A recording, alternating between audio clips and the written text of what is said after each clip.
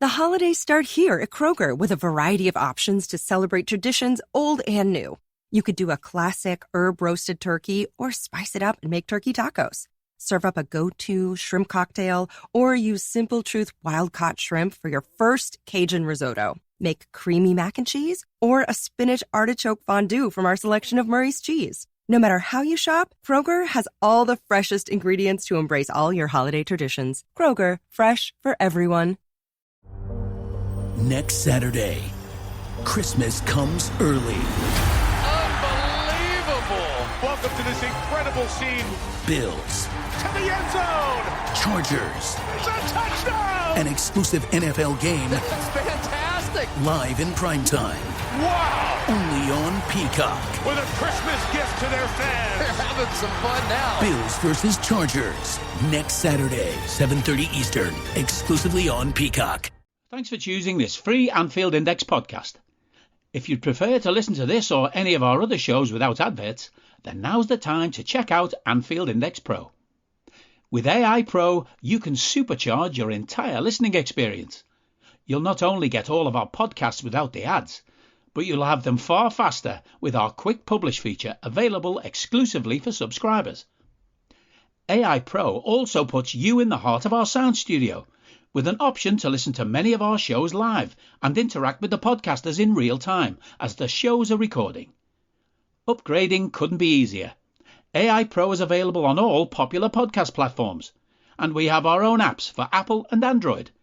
Just head on over to AnfieldIndexPro.com and get started today. Hello and welcome to the Anfield Index Podcast. I'm Trev, Downey, and you know where I live, and you know where I'm podcasting from. And joining me today is my friend and colleague, Lisa Marie Hanahan. And it's just going to be the two of us again, Lisa Marie. So I hope I can maintain your attention for the 40-odd or 45-odd minutes we're going to chat today. Have you been doing over the last while? Well, 'tis the season and all of that. Happy to be here on episode 375. 375 of the Anfield Index Podcast.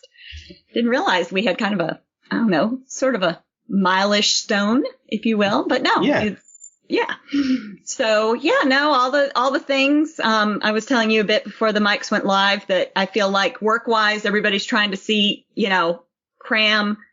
Let's see if we can hit this deadline before everyone kind of disappears for holidays and stuff. And so it's been a little bit hectic, but that's okay. Keeps me out of trouble. Keeps you honest, keeps you off the streets. All the things, yes. Yeah, it's funny. It's funny. My place of work is obviously very specific and peculiar to itself. I think it doesn't compare and contrast very well with anything even vaguely private sector.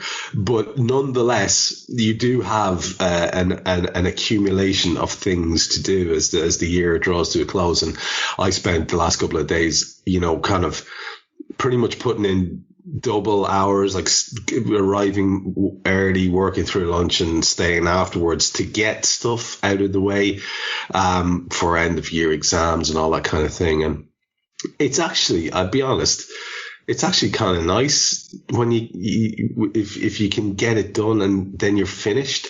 I wouldn't like what you're describing there, which is like deadlines that run right up to the end. That's deeply unpleasant. Like I've got this thing now where I'm kind of sorted, so I'm almost cruising now to the end of term, and it's exam supervision and stuff like that. It's novelty days really for me. It's like there's nothing normal about it.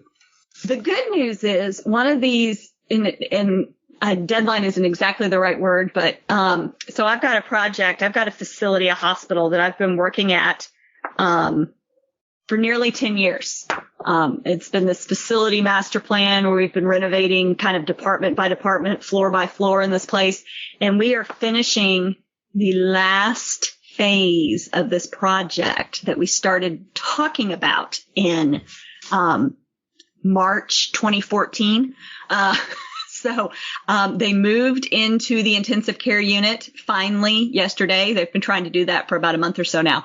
So it's a little bit weird, but I've got plenty of other projects that are lined up right behind it. But it was funny. We had our monthly meeting on Wednesday, and it was just kind of like the end of an era, because one of the architects who's been working with us is literally retiring at the end of this year, here in a couple weeks. So this is it was like his swan song. And so anyway, but no, people, they do. And again, I've been living to a degree, which you're dealing with on the academic side, just with kids in school. And, Paul finished his, first semester exams and, at college and did very well. And Mary Kristen had her last midterm exam in school today. So she's done until I think she goes back the 5th.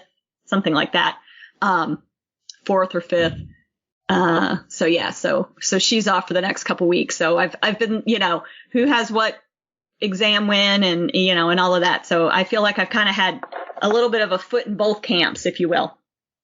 Yeah. Week or so. Yeah, I well believe it. I mean, it's just a whole different ball game. I always feel like such a spoofer and a charlatan when I'm talking to my friends, because all my friends, to be honest, a lot of my friends might be a year or two younger than me, but we're all kind of ballpark. They've all got little nippers, and I'm just going, yeah, being there, done that, but now I've basically been semi-retired for 6 years, so I don't know what to tell you. Okay, all the best with Santa tonight, because one of my very best pals there this evening, he'd been out with a few of the guys after work for a couple hours. They had a few pints. And then I'm getting pictures of him. He's on daddy duty with the kids going off to Santa Claus or wherever. And it's like, what? Jesus. My big trauma this evening was, would I get in time before our podcast this evening to have a nice cup of coffee as opposed to a ridiculously unsatisfying cup of tea? That's the stress I have in my life this evening, Lisa Marie. Well, that's the stress you have in your life right now. I know you have other stresses that, it all evens out for all of us.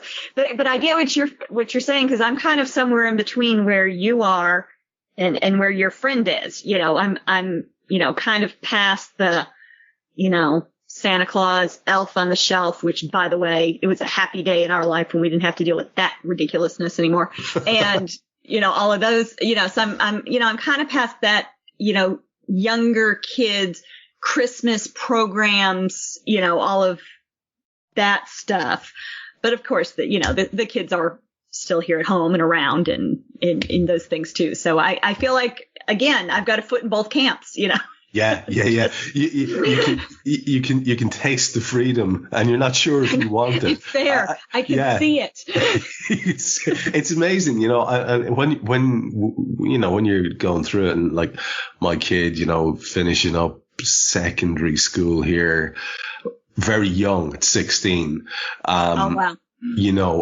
And so the following year, then we've got the empty nest, because the kid went to Dublin to live with Granny and attend college, and it was great. It was wonderful for everyone concerned, really. But also, you're not ready for it when it happens, and I wasn't actively looking forward to it necessarily either. So I know exactly what you mean. It's an odd one. It's funny you mentioned actually some of the more festive things there, because I do want us to come full circle back around to that topic towards the end of the show, semi-inspired by listening to the absolute lunacy of the Messers on the Desi podcast earlier on this evening when I was on my trip home from work and doing a couple of bits and pieces of jobs around town. I was listening to them. It was chaotic crack as usual, and it was very much, with the Christmas bent. I don't think they'd done a podcast for ages.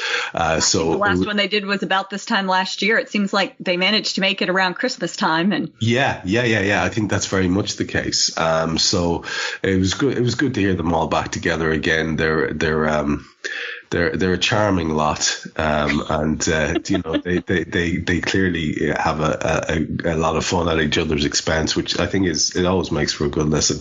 But I do want to come back round to that. However, to justify our existence by talking about the football, there is the rather small matter of Manchester United at the weekend for Liverpool, and it's where I wanted to start our conversation and literally just see where it goes, because I think this is going to be kind of an evergreen discussion anyway, regardless of whether people get a chance to listen to this before or after the game. It won't matter, because it's about how are you feeling about this fixture. And, we've in our last chat, you and I very much we were taking a little bit of a stroll through, the establishment of your interest in the club. And then when it got to serious levels and to the stage now where you're doing podcasts and getting up at stupid o'clock to watch games that are kicking off here at 12:30. And, I wonder now, seeing as you're so all in, I was wondering how you're feeling about this. And I was in the immediate aftermath of, United going out of the Champions League seems to have had a very specific caused a few very specific reactions, predominantly on my Twitter timeline. And it's probably completely ill-advised. And a lot of the time you're doing things from, politeness or whatever, but I follow 1,000 people, and it's a lot, it's a lot. And so you are exposed to quite a lot of opinion. Obviously a huge amount of them are going to be Reds, although I do have varied interests, Lisa Marie, as you may well know. So you get exposed to a lot of opinion when there are 1,000 people in your hive mind, and most of them, I would say the vast majority of them, had the same basic opinion as you had when we were chatting about the game, which was, oh shit, I'm nervous about this now because, they're never more dangerous than when they're, like the wounded animal thing, or we always used to be shit and we always stood a chance against them. And it's all true. All of it is true. And I saw by pure luck, or actually whatever the opposite of that is, bad luck, earlier on, I got to see Gary Neville, which is never necessarily a good thing. And it was from this time last year, I think. And he was talking to Graham Souness, and he was making his own video for whatever thing he was making it for on his phone. And he was, talking to Souness and talking about how he had never felt more confident than than last year. Like, this is before we spanked them, right? And all of it sort of playing into my mind, and I am so confused, Lisa Marie, because I find myself, oddly enough, being in the sort of calm, look, we're much better than them camp. However, what's complicating that is there are an awful lot of bad performances that do not reflect the fact that we're better than them, even if our results have been decent. So this is where I am. I'm a hot mess when I come to think about this. So I'm wondering what has been the sort of evolution of thought you've had around it, or are you still very much in that sort of, this makes me nervous, I don't like this? Because that's how I always have been about United, regardless. And I still have a healthy amount of it in me. But it's just, it feels like you're defying logic when you look at how shambolic that club is in many ways. And you look at how we keep getting results despite the fact that we're not playing that well. It seems to defy logic to say anything other than admit that we must be favourites going into it. However, as Jan Mulby pointed out, until that Champions League thing, they had been on a little bit of a tear form-wise, very much in the top teams, the top 2 or 3 teams form-wise in the division. So, yeah, I've thrown a lot at you there. Where are you currently sitting with it? Apple Card is the credit card created by Apple. You earn 3% daily cash back up front when you use it to buy a new iPhone 15, AirPods, or any products at Apple. And you can automatically grow your daily cash at 4.15% annual percentage yield when you open a high-yield savings account. Apply for Apple Card in the Wallet app on iPhone. Apple Card subject to credit approval. Savings is available to Apple Card owners subject to eligibility. Savings accounts by Goldman Sachs Bank USA, member FDIC. Terms apply. Are you that person who has everything? The coolest merch and those must-have fan threads? Well, over at our Anfield Index shop, we've gone that extra mile when it comes to pimping up your Liverpool collection. From our popular range of bespoke design t-shirts, sweaters, hoodies and hats, to our signature edition mugs, prints and coasters, all provided with fast worldwide shipping. We have something for every red. We also stock official LFC merchandise and are licensed with the Premier League and UEFA to sell official iron-on shirt badges and sleeve patches. As a listener to this podcast, you can get 10% off everything with coupon code AIPRO10. Just head over to AnfieldIndex.shop or find us on Etsy by searching for Anfield Index. Well, I'm a little bit of a hot mess right there with you. So here's the thing with United, and and I guess the history of it all, I tying back to previous conversations on, now I'm all in as a Liverpool fan. So that rivalry and that history and all of that, I've really kind of come to understand that within the last couple of years. And of course, the wins over them were very much, highlights of not just my season last year, but everybody's, at least we had that. So yeah. And honestly, I was, when I was looking ahead at the fixtures, say a couple of weeks ago, and, kind of like, we knew this busy period was coming up, with all the games that were being kind of, shoved in like my work deadlines, before the end of the year, and you're looking through and you're thinking, okay, yeah. And, and United, and I thought, well, that's the home one. So if we're going to have to play them in the middle of all this busyness, at least it's at Anfield, that plays to our strengths, better. So I was kind of, I wasn't necessarily, nervous about it. And again, this was probably even back before the Man City game. So it was kind of like, all right, well, let's just get through City and then we'll worry about United, kind of, prioritize our stress, if you will. Yeah. But it wasn't really until they went out from the Champions League on Tuesday and I started seeing people going, oh, we're going to smash them. This is it. Another, 7-0 incoming. And I'm like, don't be doing that. Don't be doing that. You're tempting the gods, if you will, to sort of, I'm kind of a strange creature, and I'm all for a little banter back and forth between fans and some of those things, but I like to not really get, too much into that, because I feel like you're just tempting fate. It just feels like to me that if I'm, jumping in on some of these conversations, which I don't tend to do really anyway on Twitter, but, that's just asking for us to get, beaten by them at Anfield, no less, and that just swings the bragging rights in their direction. So I just wanted to tell everybody, as I was telling you, I'm like, these people need to calm down, because this is just making me nervous. And then I was listening live to Hendrick and Matchett, recording Scouted. Okay. And I scouted this morning. Well, it was morning for me. It was like noontime for them. And Carl comes right out with a 6-0 prediction. And I'm like, Jesus, I am going to fly over there and hunt you down. What is he doing? I know. He's asking for it. Anyway.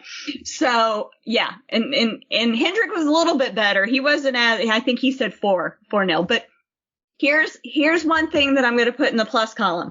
So last year, when we did beat them both times, I was not able to watch the game live either time, as I know I've told the story before. I can't remember why I missed the first one, but the second one, I was literally in the car driving back from a dance competition, and I had Mary Kristen checking the score. Well, I will not be able to watch live on Sunday either. So that may work in our favor because I'm not watching. Well, I refuse to believe you're any kind of a jinx. However, I don't know that I am, but anyway, it's just to me, it just feels like I'm not. It's like wearing the lucky socks or something. I'm not watching, so that hopefully will play in our favor. But I think it probably match it is probably going off the fact that he's not going to be at the ground. Well, but he went to great lengths on, I think, the Scouted earlier in the week to point out that he has been in the ground for Crystal Palace and City, and I can't remember where else. And, we have managed to, City, of course, was a draw, but still, that was, we were all kind of happy enough with that. But yeah, the other two that he's been at recently, we have won. So, he went to great lengths to point that out. So he doesn't feel he's a jinx. And I don't know enough of the history to be able to comment on that one way or the other. But, so we'll see. There was something else I was going to say. Now I don't remember what it was, but it was along those lines. But yeah, I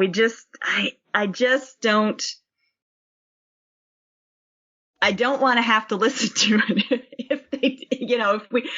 I know what I was going to say. The other thing that weighs me more on the positive side is the fact that we have seen, I feel, a bit of a mentality shift with the team this year to where, there's been some of these wins we've had. They have not been pretty in the least, but we have managed. Crystal Palace is a perfect example. We have managed, thanks to my kid, we have managed to pull it across the line.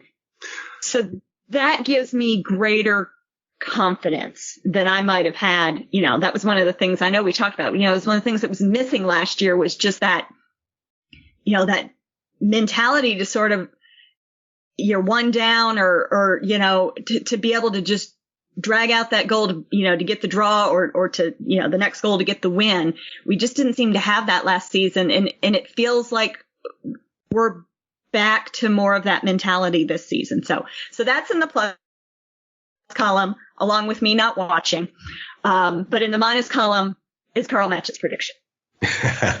Yeah, I to be fair to Carl, it's a touchy subject with me because I am, in the words of my Twitter pal Chris Hewitt, I am undefeated Downey, which is quite frankly fucking remarkable because I've been going to a lot of games.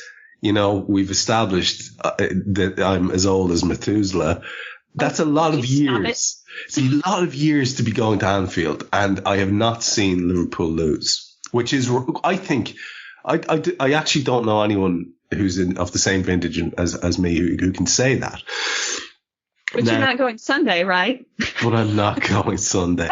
But no, the reason I bring it up is I get a little bit ropey about things like that because you can get into your own head about it with superstitions. And I know like Dave is obviously teasing Carl about being a jinx or whatever, but you start flailing around looking for reasons. And I've spoken on the podcast before, but we have a lot of new listeners and our listenership has changed over the years, and some people might even remember. But and before I continue on this superstitious chit chat, in case you were wondering, listeners there, Lisa Marie claims Harvey Elliott as her own. That's basically what happened. Harvey Elliott is my fourth child. Yes, there you go. Just letting that be known for those who are kind of confused as to what the hell, what's the connection there. Yeah. So I was crippled by superstition at one stage in my life. Absolutely crippled by superstition. I put it down to the fact that I come from this little island that has millennia of superstition and supernatural stories and just so much culture of belief in the mystical and the mythical and the things in the uncanny valley. I think an awful lot of us are kind of just naturally suffused with that. I was talking to a woman about an hour and a half ago who is convinced that there is something moving around items in her house. And she's of a vintage that she's not thinking, oh, it's, you know, the ghost from the Insidious movies. She thinks it's some sort of, you know, fairy folk. She's 100% convinced of it because it's little things of sentimental value, not like chairs moving in the night, but like a little knickknacks or pictures pictures or little memorials or those little cards you get done up when somebody dies, those kind of things, right? Yeah. So she's 100% convinced, and I'm not gonna try to do the stupid when you know that those kind of things aren't real. Talk to someone who's 20 years my senior. They are very much entitled to whatever the hell opinion they want. But I do know I was crippled by, I mean, I got to the stage, Lisa Marie, where, you know, I had to have my hands in a certain way when I was watching the game on the chair. I had to say certain little things in my head, little phrases, or even maybe utter them out loud if I felt that if I didn't do that we wouldn't win. What was the other one? Oh yeah, there was something about pulling down my sleeves over my thumbs. I'm talking about stupid, absolutely crippling stuff. Well, you know, I pace us to a win. Yes, but this has happened. This is where I'm going with this. I'm building myself up to be as ridiculous as possible. The latest example, I got up and started pacing, and we scored that third goal, and I kept pacing, and we scored the fourth. So, you know. Like you say, I'm making myself seem as ridiculous as possible so that we can go back to you and ask you if you can relate. And I think it came to an all-time low with me. And I've told this story before, but this is not football related. But somebody told me that if you saw one magpie, you know, the whole one for sorrow, two for joy. So someone told me that, again, one of these kind of interesting characters who I've met over my life, he fancied himself a druid, actually. And he said, you know, if you see a magpie, solitary magpie, you really should tug your forelock and say, hello, Mr. Magpie. And I thought, you're taking the piss now, lad. And he's like, oh no, I always do that. Seriously, those birds carry some sort of energy with them. And I'm like, what? And I was on a bus, Lisa Marie, at the age of 21 in Dublin on a wet day, and the lights were on the bus and there's dark windows, and I saw a magpie out on the top of a fence post or something like that. And I saw my reflection in the bus window, tugging my forelock when I had a forelock and saying, hello, Mr. Magpie. And I thought, oh God, Downey, you're lost to it. So from that day, I gave up all superstition. That's the point I'm getting to. Never again, nothing. I won't let anything be a superstition for me, but it's there and I'm very tempted by it. And you said that you have, just in case people didn't catch it, you've developed this little superstition. Just let folks in on it. Tired of ads interrupting your favorite show? Good news. Ad-free listening on Amazon Music is included with your Prime membership. Download the Amazon Music app or visit amazon.com/ad-free sports. That's amazon.com/ad-free sports to catch up on the latest episodes without the ads. Enjoy thousands of Acast shows ad-free for Prime members. Some shows may have ads. Hello, I'm here to annoy you. I'm here to annoy you into listening to more of me and more of others on EPL Index. We don't just have the Anfield Index stuff. We've got EPL Index as well, which covers the entirety of the Premier League. And we have 3 podcasts and a whole bunch of really good writing on EPLindex.com. The podcasts are my own two-footed podcast, which is every day at 4 p.m., Monday through Friday, covering the whole league. We have A Tad Predictable, hosted by Tadiwa. You know Tadiwa, he does Anfield Index. He presents A Tad Predictable before every Premier League match week. And then Kevin DeVries and his crew on the EPL Roundtable, they're every week after the Premier League match week. So make sure you listen to everything we're doing on EPL Index and follow us there on Twitter at EPL Index. Thank you. Bye-bye. Well, okay.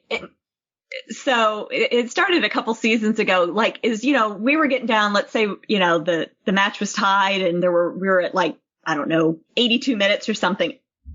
It was kind of just a stress thing where I would get up and I would just sort of pace, the room, not the whole room, not even the whole room, but just kind of like stand back behind the couch and just kind of, because our couch in our living room sits, sort of in the middle of the room. So, I would just sort of be, a couple steps back and forth, just as I'm watching and, going, come on, lads, let's do this. And we would pull out the win, So anyway, it kind of became a little bit of a thing. Now I will say that, then, it wasn't working last season. So I kind of got away from it. And it's honestly, I don't know that it's so much, yes, I need to stand up and do this for them to win the game. It's honestly, it's just usually because it is a more, it's a stress reliever kind of thing, where, I don't bite my nails or whatever, but yeah, it's like, it's just to relieve the tension is you're sitting here and watching and just wanting to get that, that one more goal or whatever. And so, yeah, the funny thing is, Fulham was the first time I'd kind of really honestly done it in a while.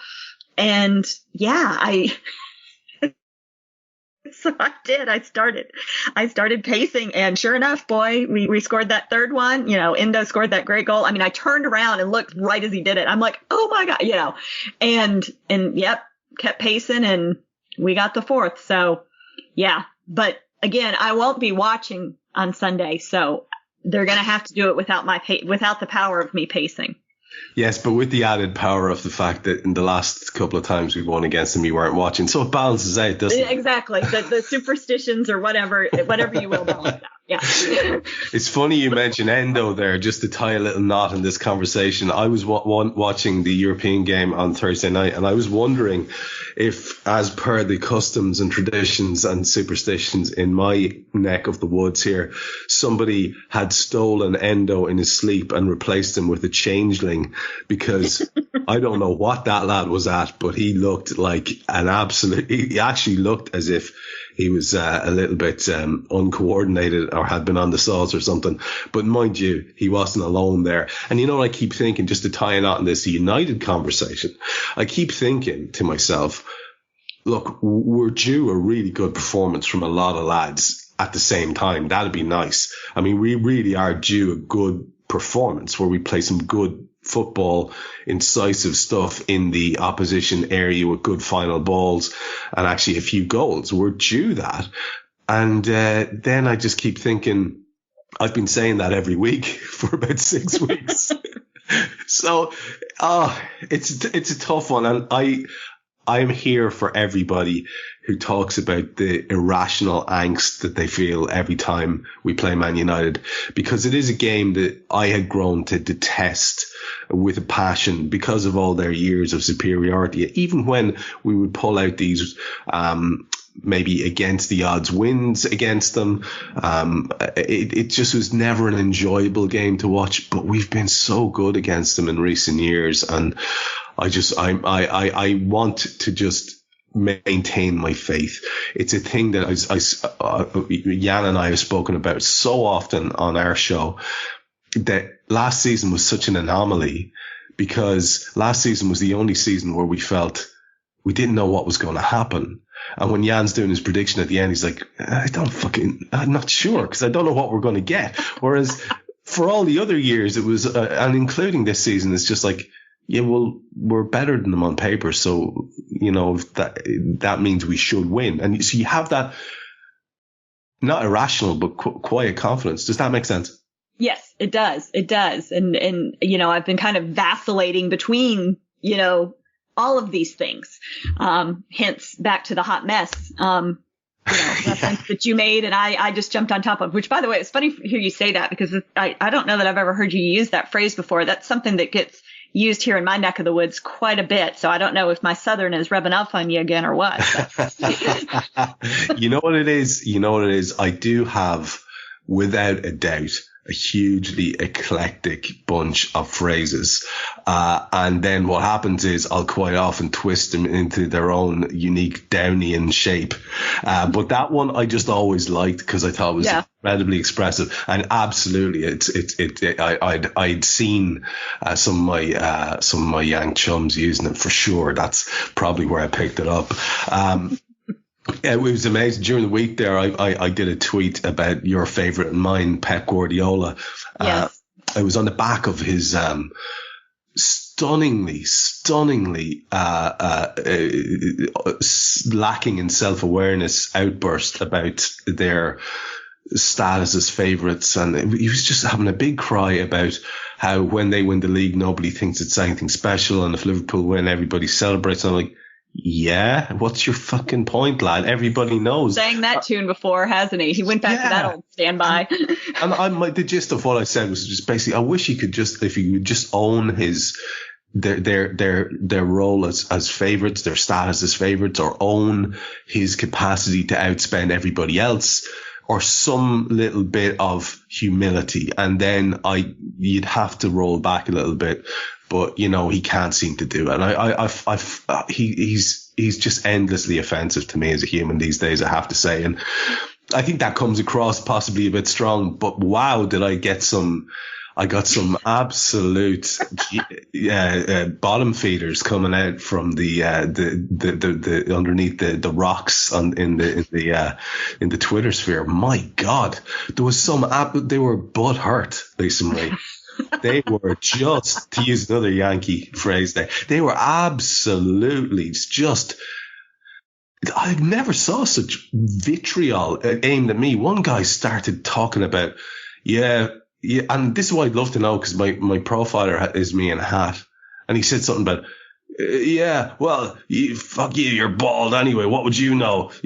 And I was like, what does that have to do with anything? I was like, wow, that's really, I just like, who hurt you? You know what I mean? And what I do is I have a fantastic strategy for these guys. I recommend this strategy to everyone. So if you're on the hook with one of these guys, don't do what I know an awful lot of my friends do. And we spoke about it actually on the show that Dave and I did for AIP, about how Gags and some other guys are really good at just ignoring. They just ignore any of the idiots. They just ignore them. And then that's the best way to get rid of idiots, because if you don't bite, then they just go away. Don't feed the beast. 100%. I always give the beast a little bit of food, right? I'll hit back, and depending on my mood, perhaps viciously, or perhaps in a smarmy way, something that's guaranteed to annoy them and wind them up further. When I know that I have them on the hook, and then just as they're probably typing their response, I'll block them. So I take great solace from the fact that somewhere out there in some basement or box room covered in Dorito dust, there is a lad fuming that he can't get his response to me. So it's just a little, I consider it a little tip there for survival of the internet weirdos. We are coming up to the top of the hour. We have 5 minutes left. And I said I wanted to return to concept of festive stuff. Now we're going to obviously get one in, hopefully. Oh, Jesus, it's not obvious at all, is it? Wow. Well, we can get one in next Friday. 15th. Yeah, we should. Yeah. So we should, then I'll go back to it. We should obviously then try and get a Christmas special where we'll do lots of Christmassy quiz and Yes, exactly. That type of crack. However, I do want to get the ball rolling on it, because I think I begrudgingly put up the tree yesterday evening. Begrudgingly? Yeah, 100%. If it was me to go up on like the 22nd and it's down the 27th, I love Christmas, but let's not do Christmas for 2 weeks. I can't be that guy. So that's even I have the Christmas tree up, is my point. So I'm kind of wondering, again, like I say, it was on my mind because of listening to the mad jokes on Desi. They were talking about Christmas movies, and they were getting quite exercised about what is and what isn't a Christmas movie. And look, everyone's done the Die Hard thing to death, and I'm not really interested in that conversation about what's a Christmas movie. What I'm interested in is, and I think I can't remember who it was. Oh, I think actually it was Cam. I'm interested in what movie for you says Christmas. So I'm going to get the ball rolling here, because when I was a kid, every Christmas, without fail, there would be a certain amount of movies on. We're talking about a different era here for you guys who are of a younger generation than myself and Lisa Marie. TV was it. Obviously, you could get maybe VHS or whatever and watch a movie, rent a movie, whatever. But TV was really it. And people looked forward to, I look forward to when you get the TV guide and you couldn't wait to see what would be on for the fortnight around Christmas. It was a huge deal. And you'd be looking through, oh, wow, this day has, Empire Strikes Back. And the next day we've got Indiana Jones and the Temple of Doom. Oh, fantastic. And you were really excited about seeing these good films. Because generally there was trash on, right? And in a condensed period as well. So you get very excited about it. And the one for me that absolutely resonates of Christmas for me is probably the least Christmassy movie in the world. But for me, it's absolutely me sitting there stuffing my face with goodies, enjoying the shit out of this wonderful and yet highly silly film called Escape to Victory. Are you familiar with it? I've heard of it, but I have not seen it. So let me give you the elevator pitch. It's all right. I've missed Guy in his movies. Anyway, yes. Yeah, it's a set in a POW camp in World War II. Okay. And so it's Allied prisoners, and they arrange a game against the Germans. And the whole build-up is about preparing for this game and then the game itself. And the football in the game itself is pretty good. And stars of the show include several actual professional footballers, which of course gave the whole thing a feeling of being authentic. So you had people like John Wark, who used to play for Liverpool, who was an Ipswich player at the time. And if you don't mind, fucking Pele, right? Who scores the winner with this incredible bicycle kick where he's got one arm tucked up because it's been broken by constant abuse from the Nazi footballers. It's just wonderful stuff. And of course, then you've got the novelty of Michael Caine as a centre half and Sylvester Stallone as a goalkeeper. So just tremendous stuff. I could not recommend this movie more for that reason, because it's feel good in the extreme, a daft kind of a caper. I love it. And for me, it is Christmas. I'm wondering, is there one of those for you? I don't need a VPN. I've got nothing to hide. This is what I used to tell myself before I hooked up with LibertyShield.com. Not only is my home internet now fully encrypted, but I can now access all the websites I want, whenever I want, and do so from absolutely anywhere. As a Liverpool fan, I love to know I can now watch every match, regardless of whether it's on UK TV or not. My Liberty Shield VPN makes sure nothing is blocked and guarantees me super fast streaming speed throughout that match. You can get connected right now with their software package, which includes a 48-hour no-obligation free trial and instant access to their apps for Apple, Android, Fire TV, PC, Mac and Android TV. Or go a step further like I have and get one of their pre-configured VPN routers. These small but powerful devices allow you to easily connect every device in your home to VPN, making it the perfect solution for smart TVs, Mac boxes and games consoles.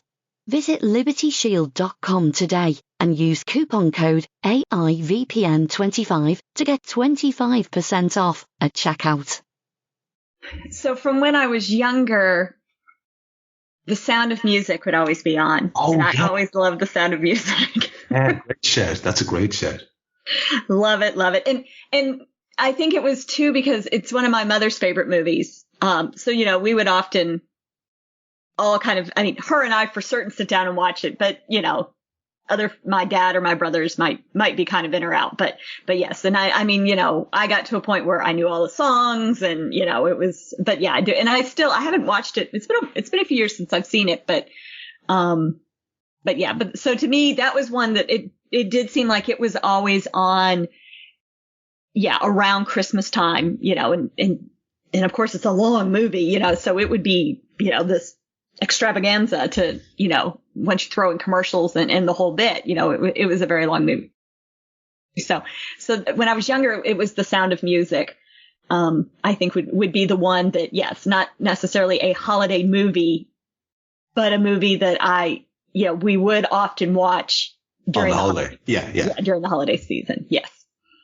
So has that changed over the years? Is there like a tradition now of a show that you watch with the kids, a particular movie that they've been fond of? Again, I think Gags was saying he and his girls watch, I think it was Home Alone 2, he mentioned, and it's just kind of a tradition for them. They like to do it to get into the festive spirit. Do you have one of those with your crew?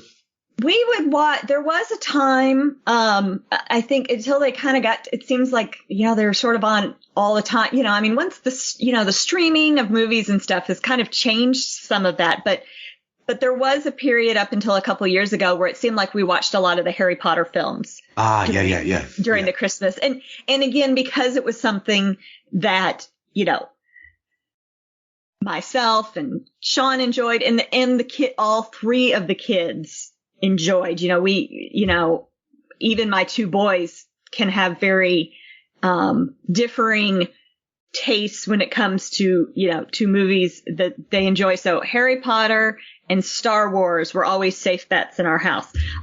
So those would often be the ones that we would, and maybe not necessarily per se sit down and watch, but often it seems like one of them would be on as we were, you know, decorating the tree or doing other things, you know, related to holiday preparations. But it seems like the Harry Potter movies, I would say.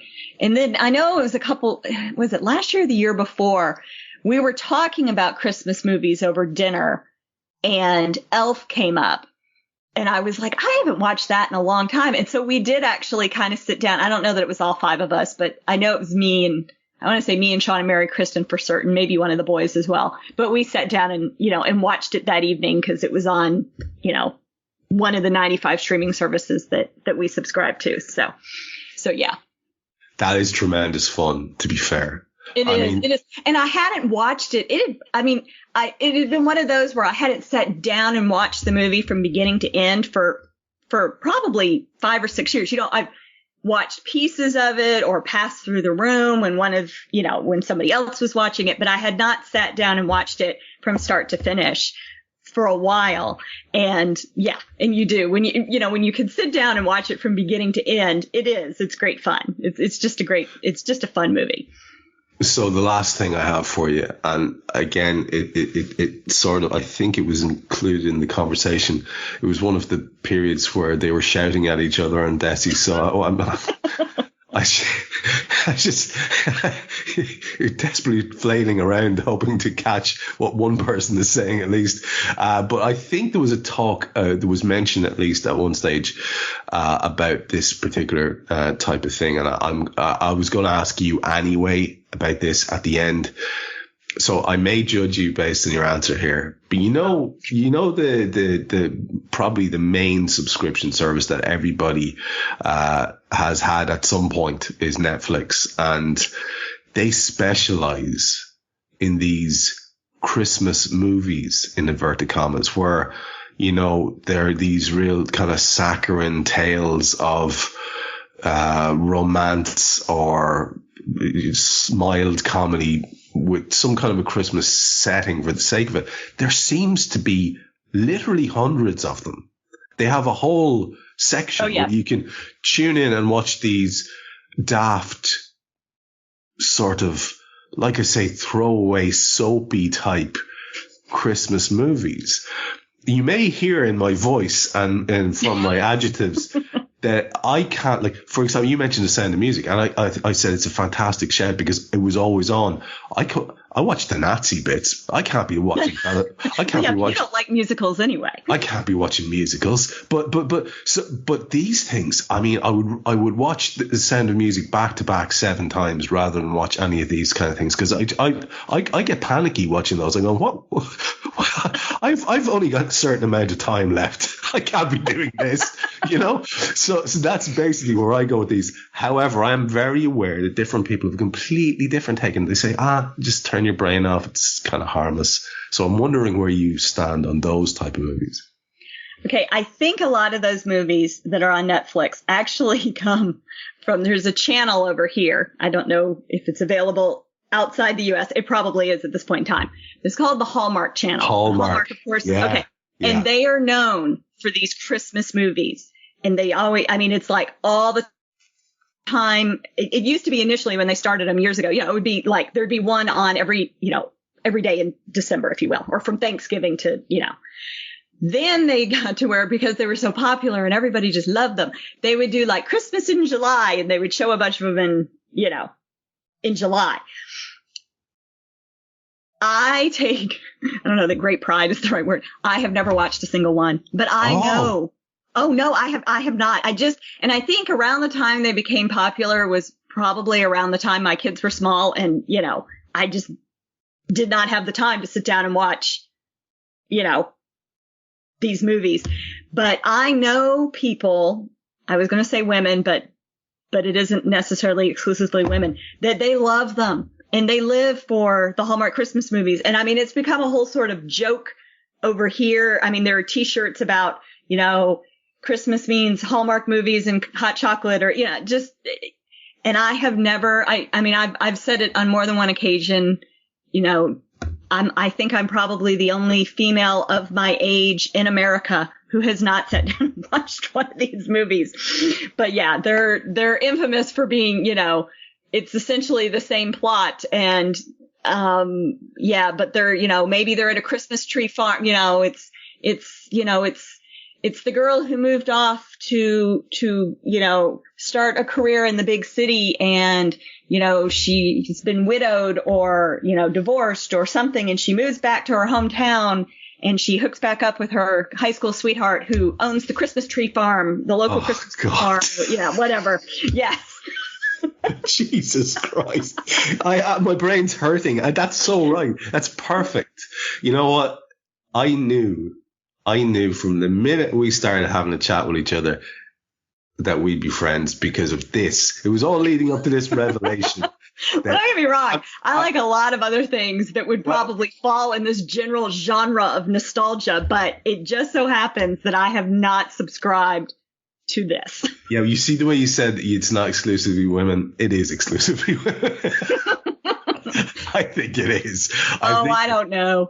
That would seem to be. I would say it probably is 95%. Yes. Yeah, I think that's squarely where they're aimed. That's certainly the targeted demographic. There's no doubt. Yeah. Well, I'm pleased that you find yourself outside of it. I would not judge you. I was only joking if you were inside of it, because, like I say, all these people, who I know and love, and they get a tremendous bit of satisfaction out of, that kind of cliched horror that you just described. My God. But the Call the Midwife Christmas special, I will be on that, and I will likely cry as I do every year. Brilliant. Blubbering at the BBC, tremendous stuff.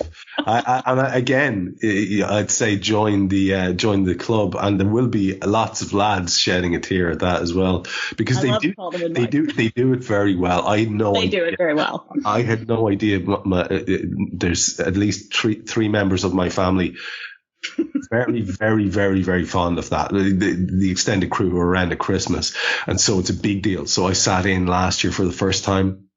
Oh man, it's emotionally manipulative. It got me. I had to get up for a glass of wine in inverted commas at one point.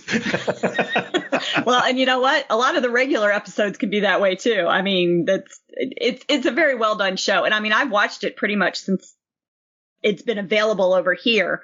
I mean, I think they're getting ready to start like their 13th or 14th season. So it's been around for a while, but I've watched it pretty much, since the beginning, or, since it was first available on Netflix. I'm pretty sure it's where I watched it the first time around. But yeah, it's one of my favorite shows that I look forward to when, the new season is available to start watching again. So, but yeah, Call the Midwife Christmas special. I will be on board for that. Yeah, well, we'll tease it out a little bit more next week in terms of our festive chat. We'll try and get a few of our chums on as well, and make it a little bit of an occasion. As you say, we might even do a Christmas quiz. We'll see if we can get the lads on board. If we can get Cam out from beneath the drills and builder's supplies, we'll try and get him involved. Yeah. So we will wrap it up there. I think that's around 45 minutes, which is where we said we'd leave it. And I don't want to take any more of your evening. I know you've a busy one ahead. I'd like to say I do, but I'm going to be smug and say that I have nothing to do this evening, so sorry about that. But yeah, we will wrap it up there.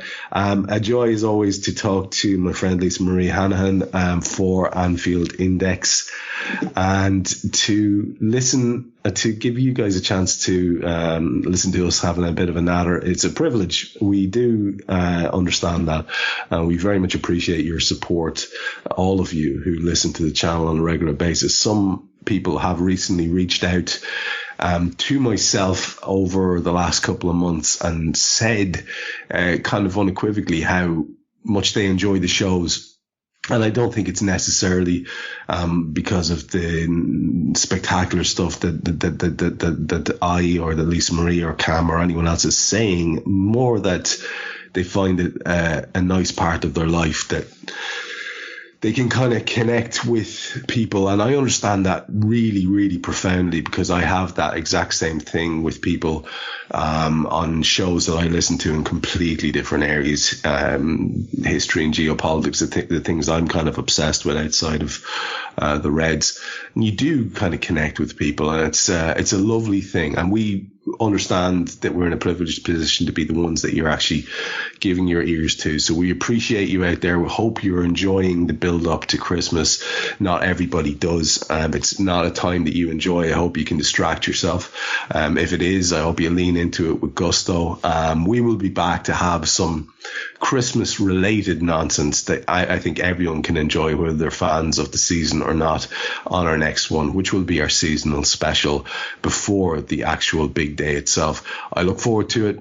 I've been Trev Downey. You heard Lisa Marie Hannah, and this is the Anfield Index Podcast 375, if you don't mind. We'll be back with you very, very soon. We hope you enjoyed listening to this Anfield Index show. Please be sure to subscribe to our channel so future podcasts find their way to your device automatically. There's nothing quite like fan engagement, and we'd love to know what you think of anything discussed on this show. The best way to get in touch is over on our free Discord community, where both podcasters and listeners debate the hottest LFC topics 24/7. Sign up free now at anfieldindex.com/Discord. You won't regret it. You can also follow us on Twitter at Anfield Index, and find us on Facebook by searching for Anfield Index. Oh, and before you go, we'd love it if you could leave us a 5-star review on your favourite podcast app. It only takes a couple of seconds, and it means the world to the people who create these free shows. Sports Social Podcast Network.